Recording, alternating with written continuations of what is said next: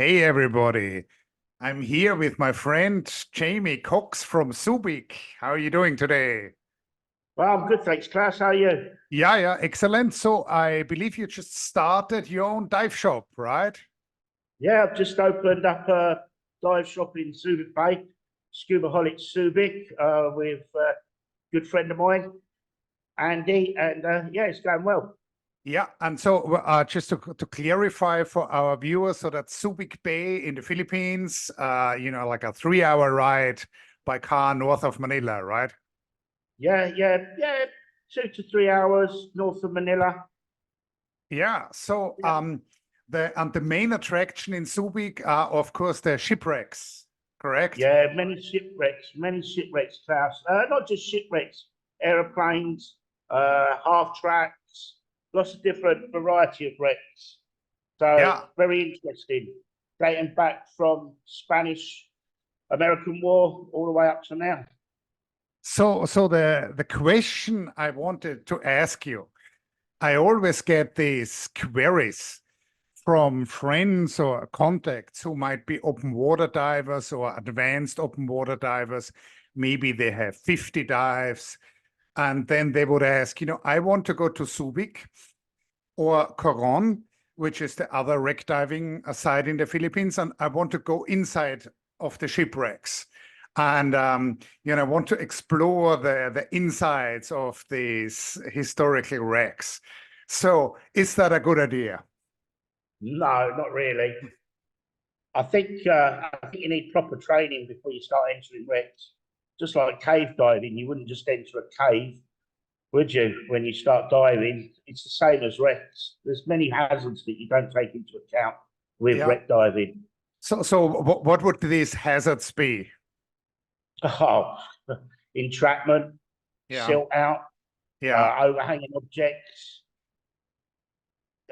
sharp edges. You need Yeah. really good buoyancy to enter the wrecks. Yeah. So essentially entrapment, it sounds probably nicer than it is. It means you're in the wreck and you can't get out anymore. Yeah, yeah, definitely. Usually due to silt out, if buoyancy is not very good.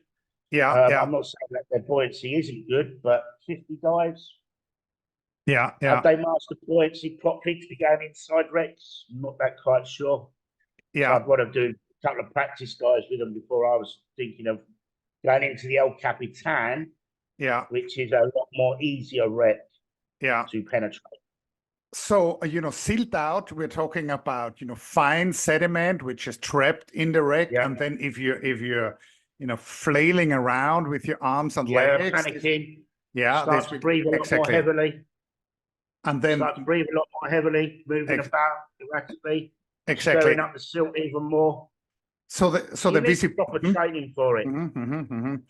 So I think I always like to compare the situation that, a novice diver goes into a wreck with drunk driving, right? So this can go well 2 times, 3 times, 4 times, but the likelihood of having a serious accident is very high, correct?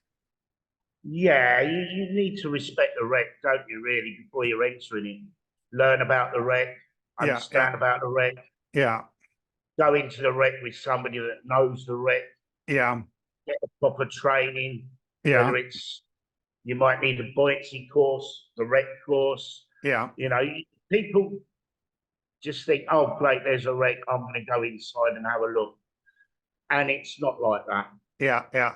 It's like, as you know, Klaus, we've got the USS New York here. Yeah. And we won't take you in there unless you're a technical wreck diver. Yeah. Because it is very narrow.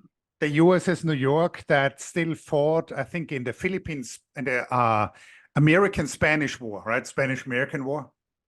Second, I believe. I can't remember, mate. And I think up to the Second World War, right? That's when it sank. Yeah. So fascinating wreck, but it's a beautiful wreck. Yeah.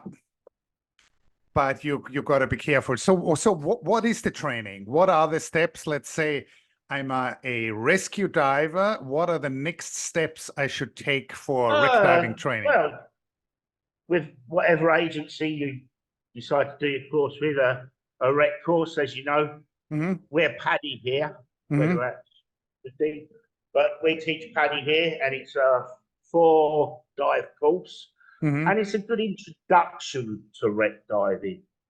Yeah. It's an introduction to wreck diving. It's not giving you that certificate to go and do full penetration on the New York. Yeah. And then just start working your way up. Yeah. You know, take your time. Don't rush into the bigger, deeper wrecks straight away. Yeah. Keep your practice, keep the skills sharp. So then after this introduction to wreck course, then comes the technical wreck diving, right? And I think these are two. We'd want you to be a technical diver, at least Tech 45. Mm-hmm. And that's 8 dives, I believe. Mm-hmm. And that is really going, learning silt outs, Mm-hmm. lost lines, retrieving lost lines, lost buddies out of their situations in the wreck.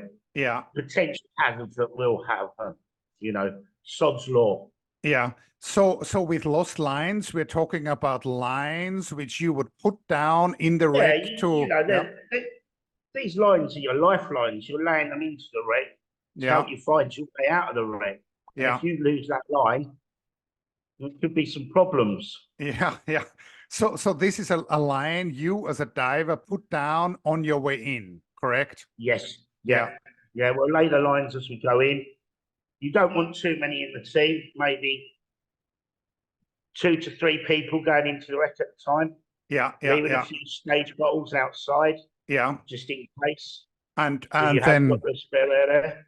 So talking about air, you would probably go with double back mount twin sets or side mount. Side mount. Twin sets or side mount, As those side mounts getting a lot more popular these days. Yeah, so there's a lot of, even if you're a trained wreck diver, you need extra equipment. So this is really another argument against somebody coming as a open water diver with 40 dives. If you have a single tank, if something goes wrong, you want as many tanks there as possible. Yeah, exactly.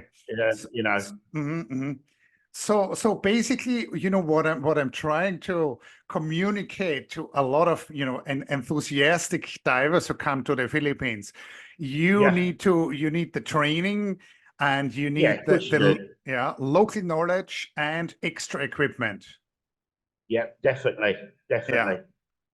Okay, so basically, if somebody, then the option, I think, is twofold, right? If you come here, as a diver from Europe, and then either, enjoy the seagrass and the corals and, do easy dives, or enjoy the outside of the wrecks in Subic, correct? Yeah, that's perfectly fine.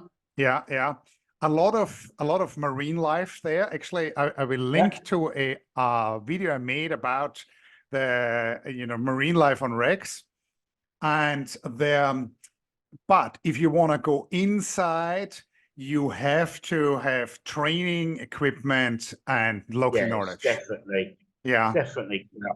Now, you know what it's like with skiing, don't you? With skiing, you don't go up to a black run straight away and do it after 3 lessons, do you?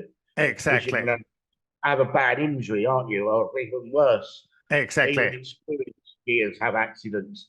Exactly. So you need the right training, the right equipment before thinking of entering some of these wrecks.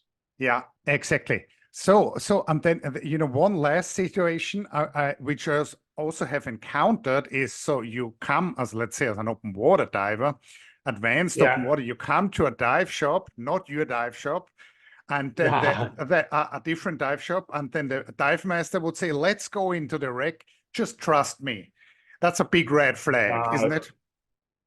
No, we won't take anybody inside the El Capitan without the PADI or SSI or whatever agencies. Yeah, the wreck specified, and then we'd give them a good briefing, and we'd do a try dive with them first. Because we want to know what they're like. Before we're entering a wreck. So my safety and their safety. Exactly. So essentially, if a dive shop offers to take a diver into the wreck without, training and equipment which is necessary, that's a big red flag, and you should probably go to a different dive shop. That's not a good idea, is it? Yeah.